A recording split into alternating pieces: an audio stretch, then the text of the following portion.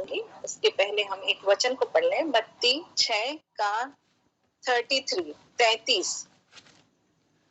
कोई निकाल कर पढ़ने में अगुवाई करे। मत्ती 6 का 33। इसीलिए पहले तुम परमेश्वर के राज्य और उसके धर्म की खोज करो, तो ये सब वस्तुएं भी तुम्हें मिल जाएगी। आमीन। आमीन। जब हम उसके राज्य और धर्म की खोज करते हैं तो वो हमें क्या क्या देता है। मैंने कहा था कि मैं बताऊंगी कि वो हमें क्या क्या देता है। तो इसके लिए हम एक कहानी की ओर जाएंगे। आप लोगों को सबों को पता है, पर हमारे बीच में कुछ नए भाई बहन भी रहते हैं, और एक बार फिर से उस कहानी को हम रिपीट कर लेते हैं कि एक मनुष्य था। ये हमको मिलेगा लुका 15 उसके 11 से आगे। हम पढ़ेंगे नहीं, परंतु उसको खोल लेंगे। कि एक मनुष्य था और उसके 2 पुत्र थे। आप लोगों को स्मरण आ गई होगी, ये कहानी उड़ाऊ पुत्र की कहानी है। और छोटे वाले बेटे ने अपना हिस्सा मांगा, और जब उसको हिस्सा मिल गया तो वो अपनी संपत्ति को लेके दूर चला गया। मेरे प्रियो, ये कहानी उस उड़ाऊ पुत्र की नहीं है, ये तो मेरी और आपकी कहानी है। ये हमारे कलीसिया और हमारे मसीही भाई बहनों की कहानी। हम भी पिता के पास आते हैं, उद्धार मिलता है, आशीष मिलती है, और हम उसे लेकर फिर दूर चले जाते हैं।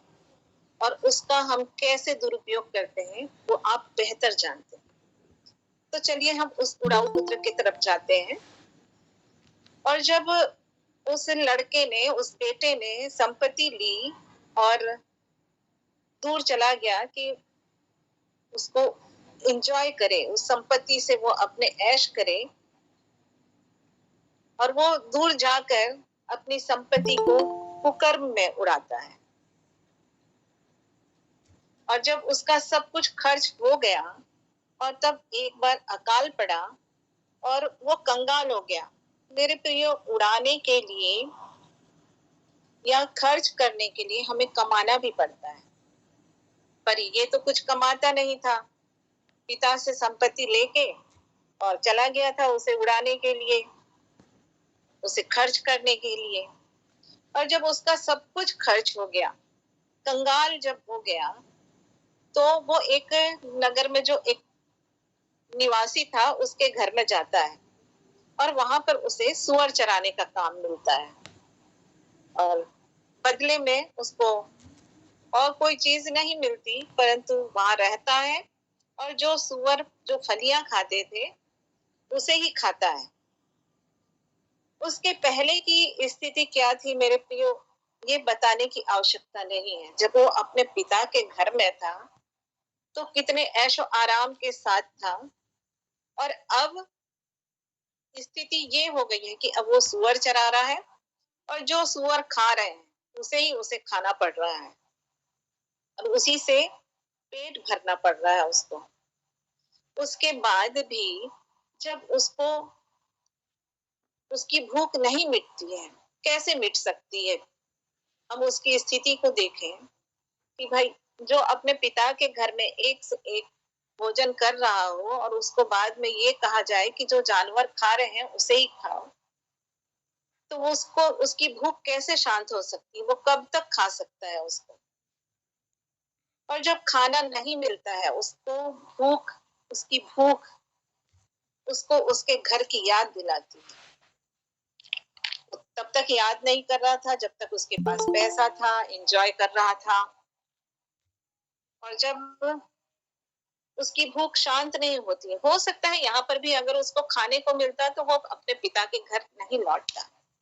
पर जब यहाँ पर अच्छा खाना ही नहीं मिल रहा है तो फिर उसको अपने पिता का घर याद आता है। हम यहाँ पर याद करें मेरे प्रियो, जब यीशु मसीह की परीक्षा हुई थी, जब शैतान ने उनकी परीक्षा ली थी, उसके पहले यीशु मसीह 40 दिन और 40 रात तक निराहार रहे थे। वो पहले दिन नहीं आया था शैतान, जब यीशु मसीह की परीक्षा लेना था उसे, पर वो पहले दिन नहीं आया था परीक्षा लेने के लिए या बातचीत करने के लिए। परंतु जब 40 दिन हो गए, 40 दिन तक जो व्यक्ति नहीं खाया पिया है और जब यीशु मसीह को भूख लगी, तब वो सामने आया। भूख एक मनुष्य की कमजोरी को बताता है।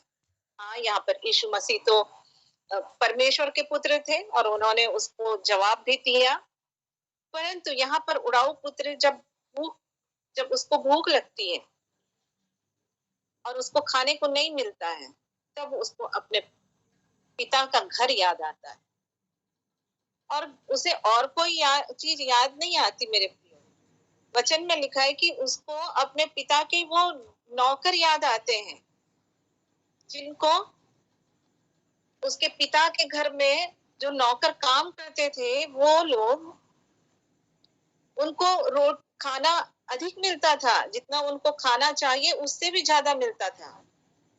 ये हमको लूका 15 के 17 में देखने के लिए मिलता है कि उनको भोजन से ज्यादा रोटी मिलती थी और इस भूख ने उसे अपने पिता के घर लौटने के लिए विवश कर दिया। अब ये मन में विचार कर रहा है कि मैं पिता के पास जाऊंगा और सिर्फ क्षमा मांग लूंगा और कहूंगा कि पिताजी, अब मैं पुत्र तो रहा नहीं, क्योंकि मैंने अपना हिस्सा ले लिया और अपना सब कुछ ले लिया और ऐसे काम भी नहीं किया कि आके मैं फिर से अपने पुत्र होने के दावे को करूं, परंतु मुझे नौकरों के समान रख ले। और वो जानता था कि अब पुत्र के समान मेरा पिता मुझको नहीं रखेगा, बस मुझे खाने को मिलता रहे, ये सोचकर मेरे प्रियो वो अपने पिता के घर वापस आया था। पिता का घर अर्थात परमेश्वर के राज्य की खोज। अभी हमने वचन में पढ़ा कि पहले तुम उसके राज्य की खोज करो और बाकी सब चीजें तुम्हें मिल जाएगी। उसे ये बात स्मरण आती है कि मैं पहले अपने पिता के घर को तो जाऊं और वहां पर मुझे क्या मिलेगा, खाने को तो मिल ही जाएगा। वो अपना हिस्सा लेकर भाग गया था मेरे प्रिय, और संपत्ति उड़ाने के लिए उसने पूरी अपने हिस्से की संपत्ति ले गया था और दूर चला गया था, अपने पिता के घर से दूर, अर्थात संसार की तरफ। और हम जानते हैं कि संसार हमें क्या दे सकता है। यहाँ समझने की बात है मेरे प्रियो, पिता से दूर जब ये गया है संपत्ति लेके और थोड़े दिन में ये खत्म हो गया, उसके बाद संसार इसको क्या देगा। उसके साथ लोगों ने मौज मस्ती की, उसके पैसे से एंजॉय किया, दोस्ती यारी भी रही होगी, पर जब इसका पैसा खत्म होने लगा तो उसे सबने छोड़ दिया।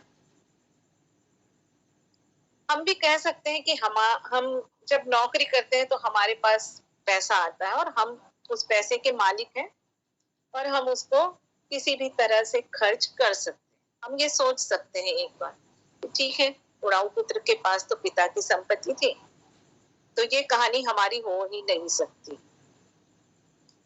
पर चलिए मान लेते हैं कि आपकी संपत्ति है, आपके पास पैसे हैं, परंतु जो सांसें आप ले रहे हैं, जो जीवन आपको आज मिला है, वो अगर कल ना हो तो फिर आप क्या करेंगे? क्या आप वैसे ही जैसे ये लड़का संपत्ति पाने के बाद दूर चला गया, क्या तब भी आप इतनी हिम्मत कर पाएंगे? मेरे प्रियो, अगर पैसे से सांसें मिल रही होती तो इस कोरोना काल में हम लोगों ने देखा है ऑक्सीजन की कीमत, सांसों की कीमत हमने पहचाना है। अगर ऐसा होता तो अमीर लोग नहीं मरे होते, उनके पास तो पैसा था, वो अपने लिए ऑक्सीजन गैस टंकी रख लेते और कभी मरते ही नहीं। परंतु ये सब केवल हमें हमारे पिता से मिलता है, परमेश्वर से मिलता है, और उससे दूर होकर हम जीवित नहीं रह सकते। इसलिए अगर हमको कुछ पाना है तो पहले हमको उसके राज्य और धर्म की खोज करना है। उड़ाऊ पुत्र को समझ में आ गया था कि अब उसको अपने पिता के पास लौटना ही पड़ेगा। अगर नहीं लौटता है तो संसार तो उसे कुछ दे नहीं सकती। जब वो काम कर रहा था उसके बदले भी उसे खाने को रोटी नहीं मिल रही थी, जो सूअर खाते थे वही खाना पड़ रहा था, तो और कौन उसकी मदद करता। उसने कहा कि मैं उठ के अपने पिता के घर को जाऊंगा। परमेश्वर की ओर फिरने की बात है यहाँ पर मेरे प्रियो, उसकी बादशाहत में लौटने की बात है। और पहले भी कहा था कि ये कहानी मेरी और आपकी है। मैंने आपसे कहा था, स्मरण दिलाया था कि ये उस उड़ाऊ पुत्र की अकेले की नहीं है। वो उड़ाऊ पुत्र, वो पुत्र इसलिए वापस आया था कि उसे लालच था कि उसे सिर्फ खाने को मिल जाए। जीवित रहने के लिए उसको भोजन की इच्छा थी बस। वो भूखा नहीं मरना चाहता था। वो ये याद कर रहा था कि मेरे पिता के घर में नौकरों को तो उसको जरूरत से ज्यादा खाने के लिए मिलता है। चलो मैं भी उसके पास लौट आता हूँ ताकि मैं भी थोड़ा खा पी के अपना समय बिताऊं, क्योंकि मैंने तो वो अधिकार वो खो दिया है कि मैं उसका बेटा कहलाऊं। मेरे प्रियो, दुनिया में हमें सिर्फ कष्ट और परेशानी ही मिलती है। हम सोचते हैं ना कि हम अपने सुख के समय में अपने साथियों के साथ एंजॉय करेंगे, हमारे पास पैसा है तो हम पार्टियां देंगे, हमारे पास सब कुछ है, हमें प्रभु की आवश्यकता नहीं है। परंतु संसार जब आप कंगाल हो जाते हैं या आपके पास कमी होने लगती है, तो दुनिया, संसार या संसार के लोग और संसार के लोग में आपके अपने, जो कल तक आपके अपने सगे थे, भाई बहन थे, वो भी आपको छोड़ देते हैं। और दुनिया हमको सिर्फ ताना ही देती है कि अब क्या है तुम्हारे पास।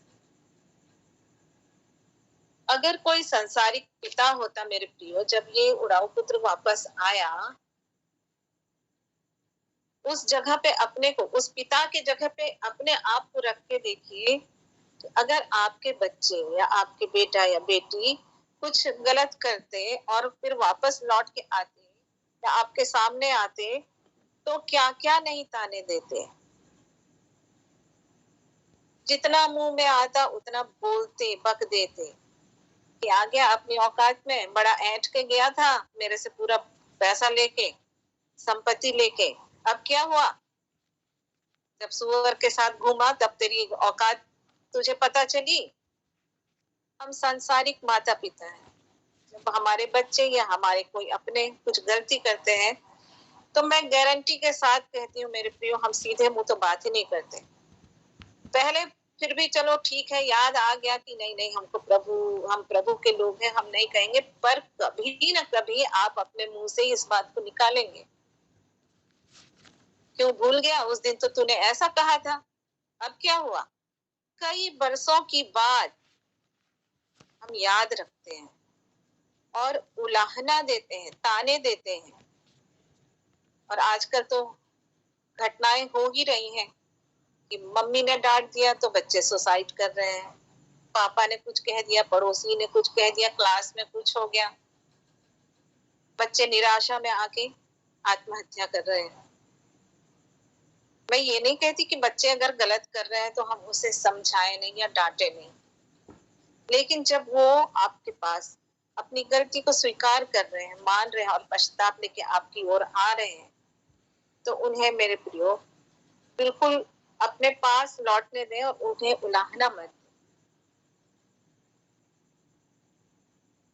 हम भी अपने सांसारिक रिश्तों में और लोगों से कितनी उलाहना सुन चुके हैं।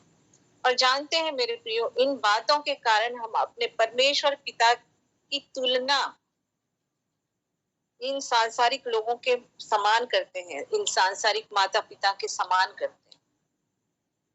हमें तो मालूम है कि हमने कहाँ कहाँ गलती की है, परमेश्वर से झूठ बोला है। परमेश्वर के सामने हमें ये भी मालूम है कि हमारे अपराध छिपे नहीं हैं, उसे सब याद है, सब वो जान रहा है। और हम जब ये स्मरण करते हैं कि हम अपने पिता के सामने कैसे लौटेंगे, वो भी हमें जैसे संसार के लोग ताने देते हैं, वो भी हमें दुत्कार देगा या ताने देगा कि क्यों मेरे पास से तो दूर चला गया था, अब क्यों आ रहा है। लेकिन नहीं मेरे प्रियो, हमारा आसमानी बाप हमको कभी भी अपने से दूर नहीं करता है। वो उड़ाऊ पुत्र भी पता नहीं कितने दिनों से गंदे में रहा होगा, लेकिन वो पिता उसको अपने गले से लगाता है और बहुत चूमता है, अपना प्यार को दर्शाता है। वैसे ही हमारे परमेश्वर ने, हमारे पिता ने हमारे पापों को दूर करके उसने स्मरण नहीं किया और न ही वो कभी उलाहना देगा। हमने बाइबल में हम पढ़ते हैं याकूब 1 का 5वां पद, जो बाइबल हमें बताती है, यदि तुम में से किसी को बुद्धि की घटी है तो परमेश्वर से मांगो, जो बिना उलाहना दिए सबको उदारता से देता है। उदारता का मतलब क्या है? उदारता का मतलब है कि दिल खोल के, जैसे कोई चीज है एक टोकनी में भरा हुआ रखा है और उसमें से उठा के मैं सिर्फ आपको 2 मुट्ठी देती हूँ, बहुत सारा है मेरे पास, तो ये उदारता हुई क्या? नहीं, ये तो कंजूसी हुई। परंतु हमारा परमेश्वर हमको उदारता से, आजकल हम मोबाइल में नेट रिचार्ज करते हैं अनलिमिटेड, वैसे ही मेरे प्रियो बुद्धि बिना उलाहना के, बिल्कुल ताने नहीं मारता परमेश्वर, और बहुत उदारता के साथ आपको बुद्धि देगा। आप मांगो तो उससे। आप कहेंगे कि उड़ाऊ पुत्र का इस बुद्धि से क्या संबंध? बिल्कुल सही। अगर उस लड़के के पास दिमाग होता, बुद्धि होती, तो वो अपने पिता का घर छोड़कर जाने की भूल नहीं करता। अब जरूरी तो नहीं है कि वो पिता उसे अपना फिर से बेटा के समान ही रखे। हो सकता है वो नाराजगी में ये कहे कि ठीक है, तू इसी लायक है, नौकरों के साथ रह, तब तेरी समझ में आएगा। पर बुद्धि होती तो वो ये गलती नहीं करता। और ये हमारी ये समस्या है मेरे प्रियो कि हम अपने आसमानी बाप को बिल्कुल सांसारिक बाप के समान समझते हैं कि वो भी ऐसा ही करेगा हमारे साथ। परंतु नहीं मेरे प्रियो, वो कभी भी ताने नहीं मारेगा, वो आपको बुद्धि देगा ताकि आपको जो ये जीवन मिला है उसको आप बहुत ही बुद्धिमानी के साथ बिताएं। हम पूरे हिम्मत के साथ परमेश्वर के पास आ सकते हैं, चाहे हमने आज तक कितनी भी गलतियां की। वो हमारी दुर्बलताओं में मेरे प्रिय, जब हम कमजोर हो जाते हैं, उसमें हम उसको छू सकते हैं। वो ऐसा महायाजक है, पहले के महायाजकों को जो बीमार या दुखी या ऐसे आम व्यक्ति छू नहीं सकता था। हम याद करें उस 12 वर्ष के लहू बहने वाली उस बीमारी से ग्रसित उस स्त्री को, वो भी उसे छू नहीं सकती थी। जो नियम था उस हिसाब से वो नहीं छू सकती थी यीशु मसीह को, क्योंकि वो अशुद्ध थी, उसके लहू बह रहा था। और आप लोग भारत की संस्कृति को जानते हैं, जो स्त्री ऐसे समय में होती है, वो अपने परिवार से, अपने घर की चीजों को वो छू नहीं सकती। उसके लिए एक अलग नियम है। आज भी लोग रूढ़िवादी में जी रहे हैं और आज भी इस बात को वो मान रहे हैं। परंतु अगर ये स्त्री भी यही सोच में रहती कि मैं तो अशुद्ध हूँ, मैं कैसे छूंगी, तो क्या वो दूर हो, उसकी बीमारी दूर हो पाती? नहीं हो पाती। और वो इसी बीमारी में पड़ी रहती, न जाने उसकी क्या दशा होती। हमारा यीशु मसीह वो महायाजक है मेरे प्रियो, जिसको हम अपनी कमजोरी में, अपनी दुर्बलता में छू सकते हैं, क्योंकि उसने उस प्रथा को, उस पर्दे को, मंदिर का पर्दा जो उसके और हमारे बीच में था, उसको 2 भागों में बांट दिया और अलग कर दिया, बीच में से अलग कर दिया, किनारे से अलग नहीं किया।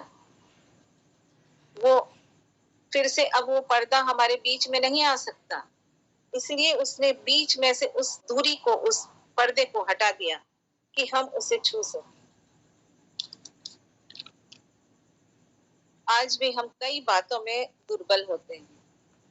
जरूरी नहीं है कि हमें वैसी ही कोई बीमारी हो तो, परंतु हमारे पैसों की दुर्बलता, बीमारी की दुर्बलता, हमारे पारिवारिक जीवन की दुर्बलता, हम ना जाने कई दुर्बलताओं में फंसे हुए हैं और हम उसके पास कैसे जाएं ये सोचते हैं। परंतु मेरे प्रियो कहा है कि हम हर दुर्बलता में भी उसको छू सकते हैं। हम देखते हैं कि वो हमको कितना प्रेम करता है। लिखा है, पहले उसके राज्य और धर्म की खोज करो तो वो सब कुछ जो हमने सोचा भी नहीं, वो हमें मिल जाएगा। और जब वो उड़ाऊ पुत्र आता है लौट के, तो उसे क्या क्या मिलता है? क्या वो कहता है? हम 15 के 22 में देखते हैं, परंतु पिता ने अपने दासों से कहा कि एक मोटा डंडा लेके आओ, ये इसकी हिम्मत कैसे हुई मेरे सामने आने की? क्या पिता ने यही कहा? आप लोग हैं मेरे साथ तो हाँ या ना में जवाब दे सकते हैं। नहीं, वैसा नहीं कहा। नहीं कहा। हाँ, उसने ऐसा नहीं कहा, परंतु शायद हम होते।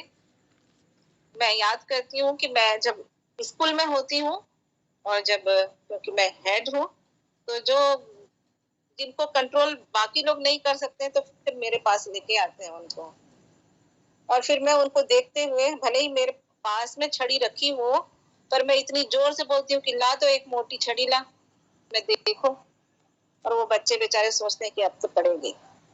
परंतु इस पिता ने नहीं कहा ऐसा। ये पिता उसको अपने दासों से कहता है मेरे प्रियो कि अच्छे से अच्छा वस्त्र, अच्छे से अच्छा वस्त्र मतलब धार्मिकता का वस्त्र, उसको पहनाओ। वो तो सिर्फ रोटी के लालसा में आया था, परंतु यहाँ पर उसको अच्छे से अच्छा वस्त्र पहनाया जा रहा है। जब पुराने जमाने में, अभी हम लय व्यवस्था की पुस्तक का अध्ययन कर रहे हैं, उसमें आप लोगों को ये सब बातें देखने के लिए मिल रही है कि पहले जो अपवित्र हो जाते थे तो पवित्र होने के लिए, अशुद्ध होने के लिए उन्हें क्या क्या बलिदान करना पड़ता। वो अच्छी वस्तुएं होती थी, परंतु अच्छे से अच्छा क्या है? हमारे प्रभु यीशु मसीह का लोहू, वो अच्छे से अच्छा वस्त्र, धार्मिकता का वस्त्र, उसने अपने लोहू को बहा दिया मेरे प्रियो, हमारे लिए, कि हम शुद्ध हो जाएं, पवित्र हो जाएं, और बिना पवित्रता के, बिना धार्मिकता के हम परमेश्वर के पास नहीं मिल सकते, परमेश्वर से नहीं मिल सकते। इसके लिए हमें धार्मिकता की आवश्यकता है, पवित्रता की आवश्यकता है। इसलिए तो अय्यूब कहता है कि मैंने धर्म को पहन रखा है और वो मुझे ढाके रहता है। वैसे ही हमने देखा था कि जब हमने बपतिस्मा लिया तो हमने मसीह को पहन लिया। ये गलाती के 3:27 में मिलता है। अच्छे से अच्छा वस्त्र, उस बेटे को मिलता है। दूसरी चीज उसको दी जाती है अंगूठी, उसे अंगूठी दिया गया, अर्थात पुत्र होने का अधिकार। ये अंगूठी कितनी ताकतवर है, कितना इसका प्रभाव है, ये हम एस्तर में की किताब में देख सकते हैं। एस्तर 8:10 में लिखा है कि राजा अगर अपनी अंगूठी का छाप उस पत्र पर नहीं देता तो एस्तर का इतना प्रयास बेकार हो जाता। उस पत्र का क्या महत्व होता जिसमें राजा की अंगूठी का छाप ही ना हो। और जो राजा की अंगूठी होती थी उसमें एक तरह का निशान होता था, नाम होता था राजा का। वैसे ही परमेश्वर ने अपनी अंगूठी यीशु मसीह वो हमें पहना दी मेरे को, कि हम उसके पुत्र बन जाए। हमारा अधिकार जो है कि हम उसकी संतान हैं, वो अधिकार हमें उसने फिर से दे दिया। हम शादी विवाह में भी देखते हैं कि अंगूठियों का कितना बड़ा पावर रहता है कि अंगूठियां पहना दिए तो शादी हो गई। ये पहले से ही ये अंगूठी जो यीशु नाम है वो हमें दिया गया, हमारे लिए दिया गया कि हम उसको धारण कर लें और उसकी संतान बन जाए। तीसरी चीज जो हम उसके राज्य और धर्म की जब खोज करते हैं तो वो हमें मिलती है, जैसे इस बेटे को मिली पैरों में जूतियां, उसको जूतियां पहनाओ। पहले उसको मिला धार्मिकता का वस्त्र और उसके बाद में उसे अंगूठी जो यीशु नाम है वो मिला। मेरे प्रिय, यीशु नाम के कारण ही आज हम एक दूसरे से जुड़े हुए हैं। हम यीशु नाम से ही प्रार्थना करते हैं और चंगाई को मांगते हैं। हम यीशु नाम से ही दुष्ट आत्मा को भगा देते हैं। ये नाम बहुत बड़ा नाम है मेरे प्रिय। वो अंगूठी हमें दी गई और अब ये जूतियां, मेल की जूतियां, क्या हम जूतियां पहन के अपने बिस्तरों में जाते हैं विश्राम करने के लिए? नहीं जाते। फिर हम कब जूते चप्पल पहन के तैयार होते हैं? हम तैयार होते हैं, हमें तैयार कर दिया गया, धार्मिकता का वस्त्र पहना दिया गया, अंगूठी भी पहना दी, जो पावर था वो भी दे दिया। अब जूतियां क्यों पहनाई जा रही? ताकि हम परमेश्वर की उपस्थिति में साथ साथ उसके साथ चल सके। जब कहीं जाना होता है तब हम जूतियों को धारण करते हैं, पहनते हैं, ना कि विश्राम करने के लिए या घर के अंदर आने के लिए हम जूतियां पहनते हैं। परंतु हम जब बाहर जाते हैं तो कहाँ ले जाना चाहता है हमको परमेश्वर? हमें जय के उत्सव में ले जाने के लिए ये मेल की जूतियों को हमें पहनाता है मेरे प्रिय, ताकि जहां जहां हमारा पिता जाएगा वहां वहां हम भी उसके साथ जाएंगे। वो हमें अपनी उपस्थिति में लेकर जाने के लिए तैयार है। मुझे मूसा और परमेश्वर का रिश्ता बहुत प्रभावित करता है मेरे प्रिय। मुझे बहुत अच्छा लगता है जब मैं निर्गमन को पढ़ती हूँ तो वहां पर जो मूसा और परमेश्वर की बातचीत है, निर्गमन के 3:10 में परमेश्वर ने मूसा को एक जिम्मेदारी दी। आप लोग अवश्य पढ़िएगा उसको। बहुत बहुत अच्छी बात है उसमें। बहुत ऐसा लगता है कि हमारे सामने ही ये दोनों बातचीत कर। और मूसा से कहा गया कि भाई इस्राएलियों को मिस्रियों के जो बंधुआई है उससे तुम लेके जाओगे। और आगे एक जो घटना है निर्गमन 33:12-14, इसको हम अवश्य पढ़ेंगे मेरे प्रियो। बहुत ही सुंदर बात लिखी हुई है यहाँ पर। इन दोनों की बातचीत मुझे बहुत ही प्रभावित करती है। निर्गमन 33 उसका 12-14 मैं आप लोगों के लिए पढ़ूंगी। मूसा ने यहोवा से कहा, सुन, तू मुझसे कहता है। यहाँ पर परमेश्वर के साथ बातचीत हो रही है मेरे प्रियो, ये कुछ और घटना नहीं है। सीधे वो दोनों आपस में बातें करते थे। सुन, तू मुझसे कहता है इन लोगों को ले चल। परंतु यह नहीं बताता कि तू मेरे संग किसको भेजेगा। मैं तो इनको ले चलूंगा, पर मेरी अगुवाई कौन करेगा, ये कहना है मूसा का। तो भी तूने कहा है, तेरा नाम मेरे चित्त में बसा है। परमेश्वर ने कहा है मूसा से कि मूसा का नाम उसके चित्त में बसा है और तुझ पर मेरी अनुग्रह की दृष्टि है। और अब यदि मुझ पर तेरे अनुग्रह की दृष्टि हो तो मुझे अपनी गति समझा दे, जिससे जब मैं तेरा ज्ञान पाऊं तब तेरे अनुग्रह की दृष्टि मुझ पर बनी रहे। फिर यह भी ध्यान रख कि यह जाति तेरी प्रजा है। यहोवा ने कहा, मैं आप तेरे साथ चलूंगा। कितनी खूबसूरत बात है मेरे प्रियो। परमेश्वर कहता है कि मैं तेरे साथ चलूंगा, मैं चलूंगा तेरे साथ। मेरे प्रियो, क्या आप उसकी उपस्थिति में चलने के लिए तैयार हैं? क्योंकि जो कल था वो आज भी है। जो मूसा के साथ चलता था वो आज भी हमारे साथ चल रहा है। तभी तो उसने हमें उद्धार का वस्त्र दिया, उस अंगूठी को पहना दी, यीशु नाम को पहना दिया हमें, और उस मेल के जूते को भी पहना दिया कि हम परमेश्वर की उपस्थिति में चले। हम तो सिर्फ रोटी की उम्मीद में उसके पास आए थे कि सिर्फ हमारा जीवन चलता रहे। नहीं मेरे प्रियो, वो आपके लिए उससे भी ज्यादा अच्छी चीजें रखा है। केवल करना इतना है कि हमें उसके राज्य और धर्म की खोज करना है। फिर रोटी क्या, क्या वो पिता ये कहता कि इसे अच्छा कपड़ा पहनाओ, अच्छी अंगूठी पहनाओ, जूते पहनाओ, तैयार करो इसे राजकुमार के समान और खाना मत देना? क्या ये कहता वो पिता? खाना तो मिलेगा ही, परंतु उससे भी बड़ी बड़ी चीजें जो हमने सोचा भी नहीं। क्या वो उड़ाऊ पुत्र ये सोचा होगा कि मुझे मेरा, मैं जो खो चुका हूँ वो मुझे मिल जाएगा, बेटा होने का वो हक मुझे फिर से मिलेगा मेरे पिता से? नहीं सोचा होगा। वो तो ये सोच के आया था कि बस मुझे रोटी चाहिए, नौकरों के साथ रह लूंगा, नौकरों के समान रह लूंगा। परंतु मेरे प्रियो, प्रभु आपसे मुझसे वैसा ही प्रेम करता है। बस हमें उसकी उपस्थिति में उसके साथ चलने के लिए।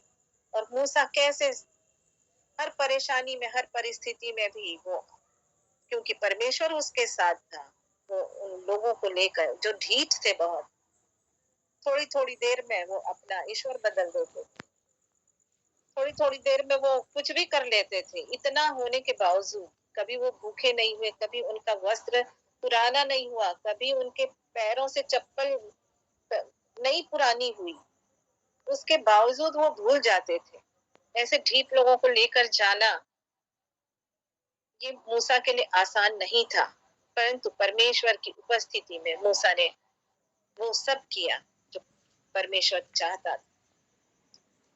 पहले हम उसके राज्य और धर्म की खोज करें और सब कुछ हमें मिल जाएगा, और वो भी बिना उलाहना के, बिना ताने के। प्रभु आप सबको इन वचनों के द्वारा आशीषित करे और बुद्धि से भर दे कि आप उस मार्ग में चलें जिसमें वो चलाना चाहते।